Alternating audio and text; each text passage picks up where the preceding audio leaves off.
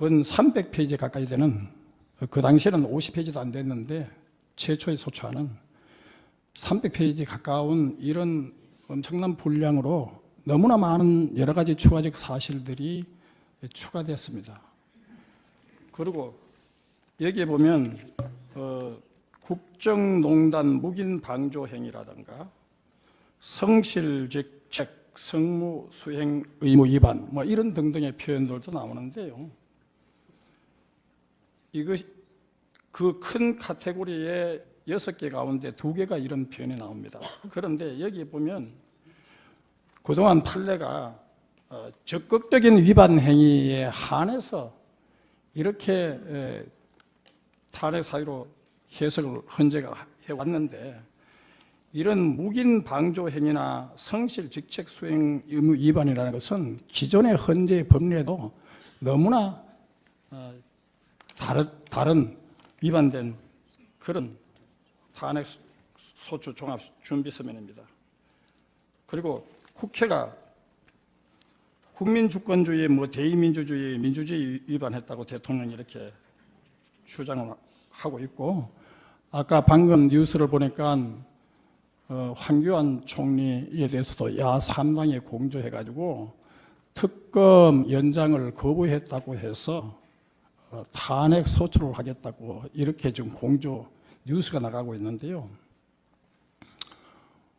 사실 대통령을 헌법과 법률에 위반했다고 해가지고 대통령을 탄핵하겠다고 나선 국회 스스로가 검사의 정치적 중립 의무를 규정한 검찰청법과 특검법을 위반해가지고 헌정사상 초유, 또 세계 그 유례가 없는 야당만 추천하는 이런 특검법, 종전 특검법에는 정당한 후보 추천권도 없었는데 이렇게 자신들이 스스로 법률을 중대하게 위반해놓고 이제 와서 특검 연장을 거부한다고, 또 황교안 대통령 고난대행까지 탄핵 소추를 하겠다고 나옵니다. 이거는 국회가 국민주권주의니 대의민주주의니 민주주의를 빙자해서 법치주의를 부정하고 국회 독재를 하고 의회 민주주의가 아니라 국민과 민주주의에 대한 엄청난 도전입니다. 이런 것을 국회에 끝없이 브레이크 없는 이런 독주와 독재를 견제할 힘은 저는 헌법재판소 재판관님 여러분에게 달려있다고 생각합니다.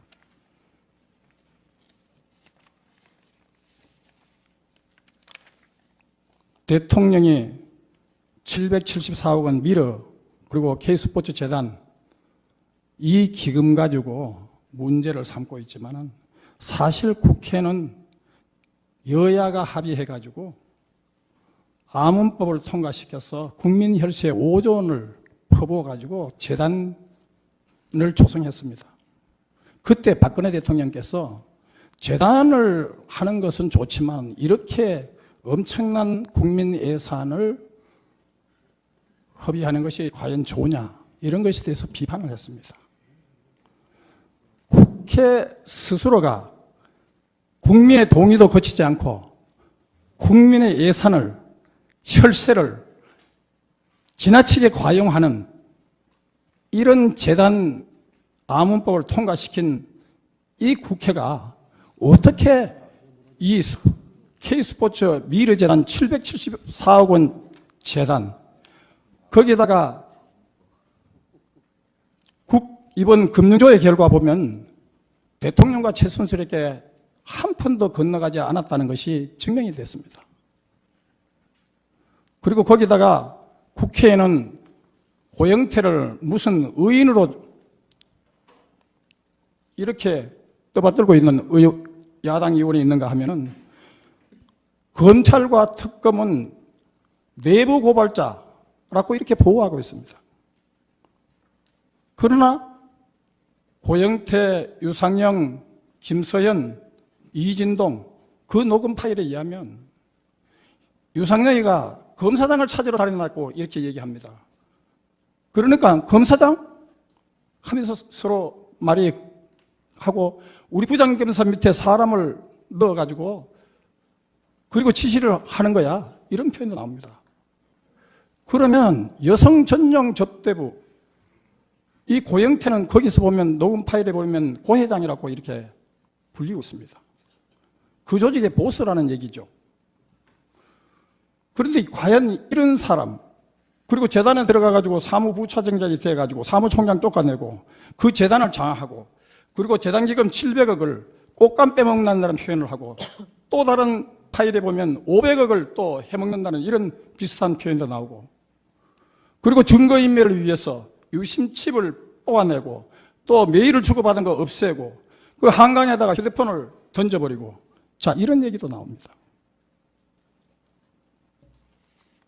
그렇다면 검찰은 특검은 바로 이런 고영태를 구속해야 되는 거 아닙니까?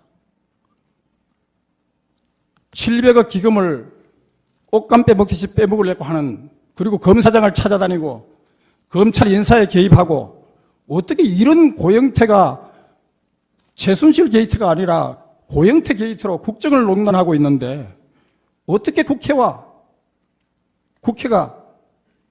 의인으로 떠받들고 있는 그런 의원들이 있는가 하면 어떻게 이게 내부 고발자라고 검찰이 보호할 수 있습니까? 그래서 이런 엄청난 법치주의 파괴 그리고 재단 기금을 말아먹을 수 있는 엄청난 모의를 하고 있는 이런 파렴치한 범죄자를 견제할 수 있는 힘은 헌법재판관 여러분들에 달려 있습니다.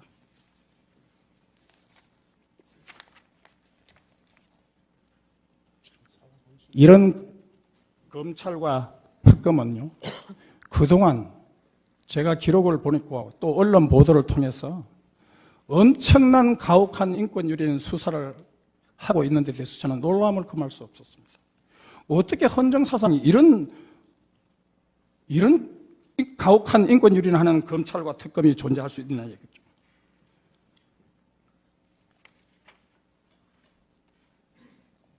안종범은 이틀간에 걸쳐서 3번에 걸쳐서 조사를 받았습니다.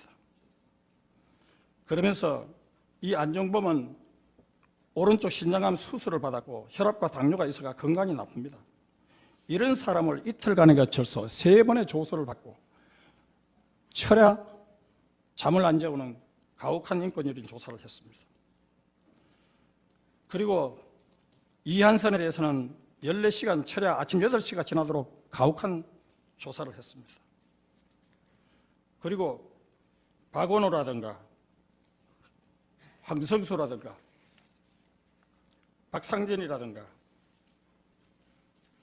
이런 사람들은 검찰에 일찍이 도착하고 그래서 충분히 제 시간에 조사를 했으면 자정까지 이전에 조사를 끝내고 집에 돌려보낼 수도 있었는데 이 사람들을 다른 사람들은 바로 도착하자마자 조사를 받았는데 이런 사람들은 늦게 조사를 해가지고 기어이 철야 심야 조사를 강행을 했습니다. 자, 그래가지고 박상지 같은 분은요, 그 가혹한 수사 결과 11월 25일부터 11월 26일 급성 충수염으로 입원까지 했습니다. 피도 눈물도 없습니다. 그리고 삼성 이재용 부회장의 경우에는요, 처음에 2번에 걸친 가혹한 인권유린 조사가 있는데요. 한 번은 7시간 조사와 열람을 하고 심야조사 동의서를 받아 불과 6분 이후에 또 4시간 강압 수사를 받았습니다. 대개 조서를 한번 받고 나면 그 다음부터 담은 몇십 분이라도 시간 여유를 두고 그 다음 이후에 조서를 받아야 됩니다. 아니, 사람의 기계가 철인입니까? 6분밖에 시간 여유를 안 주고 다시 조사를 강행을 했습니다. 어떻게 이런 일이 벌어졌습니까? 그리고 또 삼성 이재용 부회장의 경우에는 언론 보도에 의하면 22시간 그야말로 하루 종일 조사를 받아가지고 아침 7시 50분에 겨우 조사가 끝나가 기가를 할 수 있게 됐습니다.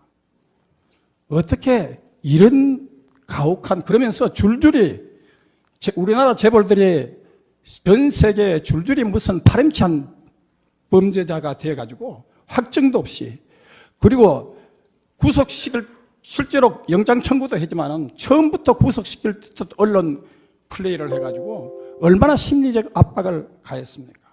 전 세계 우리나라 기업인들은 부패 협약 전 세계에 가입되어 있습니다. 우리나라 기업들이 부패 기업인으로 낙인 찍게 되면 그 기업도 엄청난 타격을 입지만은 결국 국민 경제에 그 피해가 돌아가가지고 우리 국민들에게 엄청난 고통과 또 근로자들께도 고난의 세월을 겪게 됩니다. 이런 가혹한 인권유린 조사를 견제할 힘도 바로 헌법재판관 여러분들에게, 님들께 달려 있습니다. 그리고 2번이나 후담 레이저 절제술 시행을 받고 지속적인 관찰, 외래 통원 치료를 받아야 한다는 진단서를 제출했는데도 불구하고 심야조사 동의를 받아 심야조사 인권유린 가혹수사를 했습니다. 아니, 이러다가 사람 죽으면 어떻게 합니까? 또 어떤 경우에는 호흡 곤란을 일으켜가지고 산소 마스크를 끼고 병원으로 응급한 사례도 있습니다. 산소 마스크를 쓰지 않았으면 아마 죽었을 겁니다. 이런 검찰 특검의 만행을 그냥 이것을 견제할 힘도 우리 존경하는 헌법재판관님 여러분들에게 달려 있습니다. 제가 그동안 이 검찰과 특검의 인권유린, 철야, 가혹수사 이 사례를 낱낱이 조사를 해가지고 서면으로 제출했기 때문에 더 이상의 설명은 제가 생략하고 서면으로 대신하겠습니다.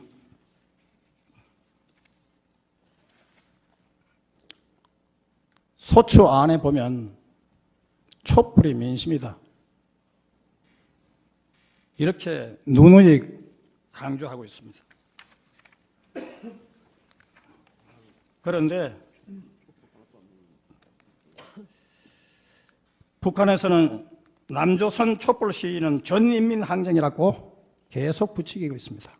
1985년에 나온 북한의 간행물에 의하면 주체의 기치 따라 나아가는 남조선 인민들의 투쟁이라는 간행물이 있습니다. 여기서 그 사람들은 한국에서 벌어지고 있는 모든 반정부 투쟁을 주체의 기치 따라 나아가는 남조선 인민들의 투쟁이라고 이렇게 부추기고 있는 이 간행물들, 그들의 시각은 지금도 계속되고 있습니다. 물론 저는 촛불 집회에 참석한 분들이 다 종북이다, 이렇게는 그런 취지는 아닙니다. 그리고 우리나라 이것을 보도하고 있는 언론도 다 종북이라고 하는 취지는 아닙니다. 그러나 이 촛불 집회를 주최하는 세력은 민중총궐기 투쟁본부입니다. 그리고 민주노총이 그것을 주도하고 있습니다.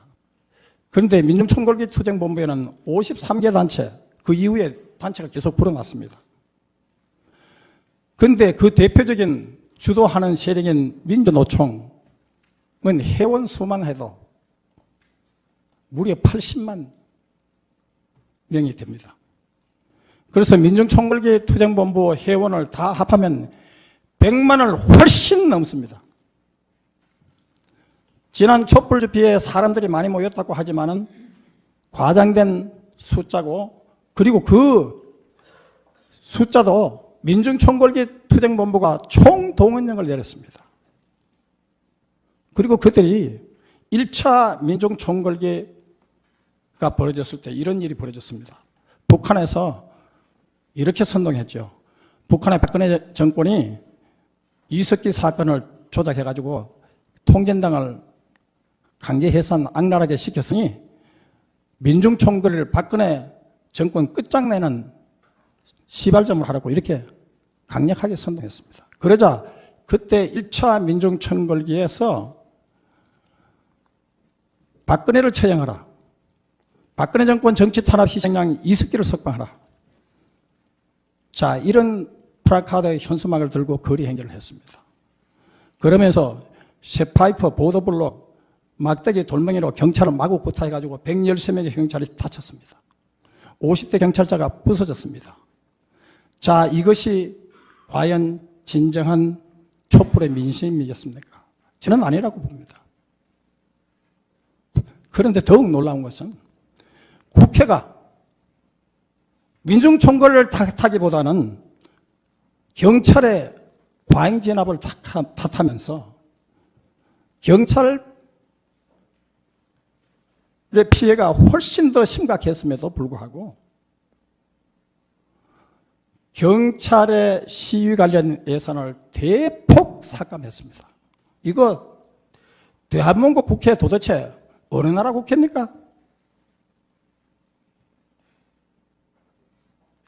거기다가 광화문 대규모 집회 때는 대통령 조사도 하는데 대통령을 처형할 단두대를 설치하고 그리고 이석기 석방 대형 조형물을 끌고 계속 거리 행진을 했습니다.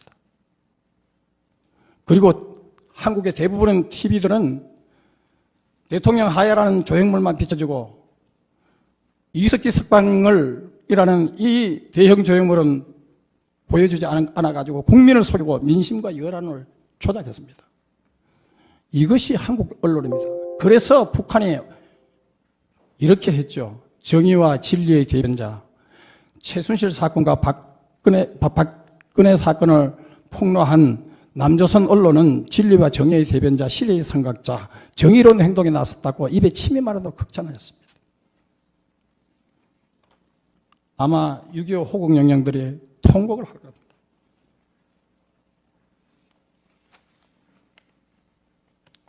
그리고 북한의 김정은은 2017년 신년사에서 남조선 촛불 시위는 전인민항쟁, 파쇼 독재와 반인민적 정책, 4대 매국과 동족 대결을 일삼아온 보수 당국에 대한 쌓이고 쌓인 우난과 분노의 폭발이라고 이렇게 촛불 시위를 부추겼습니다. 어떻게 이런 일이 한국에서 벌어지고 있습니까? 그리고 JTBC 타블렛과 관련해서는 이것은 준비 서면으로 그냥 서면으로 게시하겠습니다. 그러면 이 사건이 어떻게 발전됐느냐? 결국 아까 얘기했던 고영태 녹음 파일, 그 사람들이 언론도 빌붙어가지고 언론에다가 자, 월요일부터 기사가 나갈 거야. 이미 언론과 결탁이 되었습니다. 그들이 다 언론에도 다 이걸 제공해가지고 터뜨렸습니다. 그리고 JTBC 말도 많고 탈도 많고 조작 이야기, 그리고 장시호가 2차 타블렛 PC 최순실 거 7월부터 조사한 것이라고 특검에다가 제출했는데 그 시제품은 8월 10일부터 판매가 된 거기 때문에 바로 그것이 조작된 것이 금방 드러났죠. 자, 이런 JTBC 타블렛에 내장되어 있던 국가기밀 마음대로 집어넣어가지고 이것이 언론에다가 국정농단한 것처럼 마구제비로 그냥 흔들었습니다. 이러니까 북한의 언론들이, 북한이 노동신문이 남조선 언론을 입에 참 마르도록 극찬을 하게 되는 겁니다. 그리고 이 사건에는 민주노총이 조직적으로 개입됐다고 봐야 됩니다. 왜냐하면 촛불 집회를 주대한 세력이 바로 민주노총이고 또 이 민주노총의 사무실을 둔 투기자본감시센터가 고발장을 제출함으로써 수사가 시작됐기 때문입니다. 수사의 시작부터 민주노총이 곳곳에 도사를 왔습니다. 그런데 이 민주노총은 탄핵에 적극 찬성하고 있는 박원순 서울시장이 예산을 35억이나 리모델링비로 주었습니다. 그래서 이 사건은 단순히 박근혜 대통령의 헌법과 법률에 위배됐다고 보는 이런 사건이 아니라 이적단체 범민련 남측본부와 통일의 그날까지 함께 투쟁하자고 선동했던 민주노총이 주도하는 대단히 불순하고 심지어 6.25 전범 김일성 주체사상을 따른 그 이석기, 그리고 대법원 판결에 의하면 북한이 전쟁을 일으키면 북한에 동조해가지고 통신유료, 가스, 철도, 기관시설을 파괴해가지고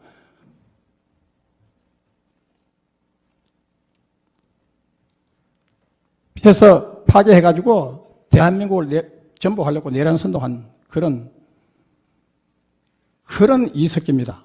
자, 이런 이석기를 석방을 요구한 이런 촛불 집회, 그리고 이런 촛불 집회와 연결된 이런 고발, 민주노총의 고발장, 대통령에 대한 탄핵, 그리고 시위 관련 예산을 대폭 삭감하고, 그리고 이런 촛불 집회를 민심이라고 두둔하고 있는 국회의 탄핵은 사실상 대한민국에 대한 선전포고고 반란입니다.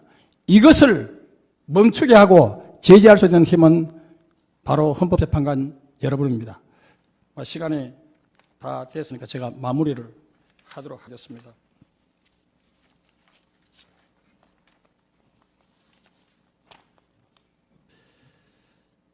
박근혜 대통령은 역적질이나 이적질은 최소한 하지 않았습니다. 북한인권법을 통과시키자고 국회에 호소했습니다. 그리고 북한이 최고 존엄은 김정은이라고 했을 때 우리나라에도 한국에도 최고 존엄이 있다. 바로 국민이 최고 존엄이다. 이렇게 하신 분입니다. 국민주권 원리를 배반한 적이 없습니다. 바로 이석기 석방을 요구하는 촛불 집회가 진정한 민심이라고 하는 국회가 바로 국민주권 원리를 위배하고 대의민주주의를 위반하고 민주주의를 위반한 겁니다.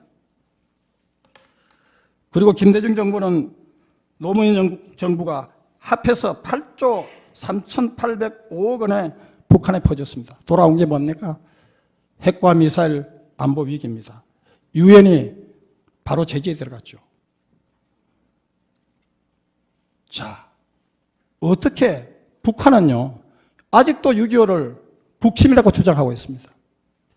12년 연속 인권 탄압을 개선 촉구를 받고 있는 유엔으로 받고 있는 이런 나라입니다. 어떻게 여기다가 이런 돈을 퍼주어가지고 이적 행위를 했습니까?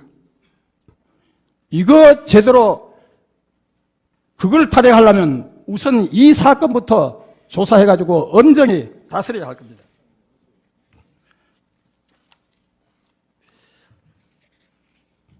윌리엄 피터 패슨만은 이런 얘기를 했습니다.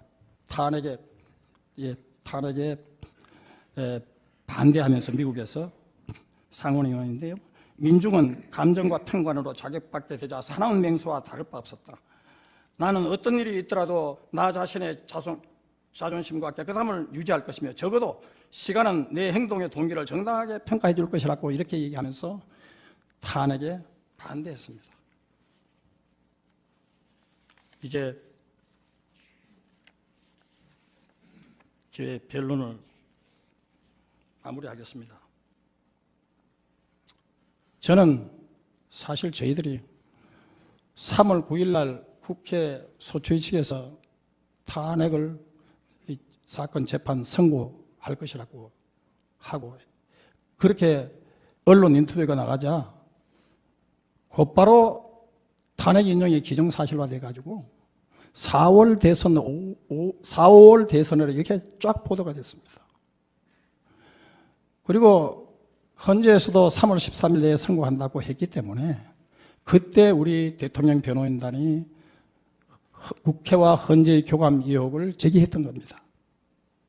그때도 저희들이 증거를 무더기로 증거 신청을 기각한다는 단서를 달아가지고 중대한 결심 표현을 빌은 겁니다.